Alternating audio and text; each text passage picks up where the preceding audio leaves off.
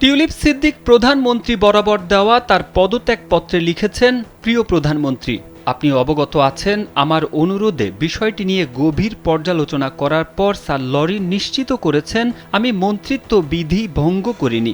তিনি উল্লেখ করেছেন, আমার মালিকানাধীন বা বসবাসকৃত সম্পত্তি বা আমার কোনো সম্পদ বৈধ উপায় ছাড়া অন্য কোনো উৎস থেকে এসেছে এমন কোনো প্রমাণ নেই। আমার পারিবারিক সম্পর্ক সর্বজন বিদিত এবং যখন আমি মন্ত্রী হিসেবে নিযুক্ত হই তখন আমি আমার সমস্ত সম্পর্ক এবং ব্যক্তিগত স্বার্থের তথ্য সরকারের কাছে জমা দিয়েছিলাম। আমার ফুফু বাংলাদেশের সাবেক প্রধানমন্ত্রী এবং বাংলাদেশ সংক্রান্ত বিষয় থেকে আমার বিরত থাকা উচিত যাতে স্বার্থের সংঘাতের কোনো সন্দেহ না থাকে। আমি আপনাকে আশ্বস্ত করতে চাই এসব বিষয়ে আমি সর্বদা সম্পূর্ণ স্বচ্ছ থেকেছি এবং কর্মকর্তাদের পরামর্শ অনুসারে কাজ করেছি। তবে এটি স্পষ্ট যে অর্থনৈতিক সচিব হিসেবে আমার ভূমিকা সরকারি কাজের জন্য একটি বিভ্রান্তি তৈরি করতে পারে।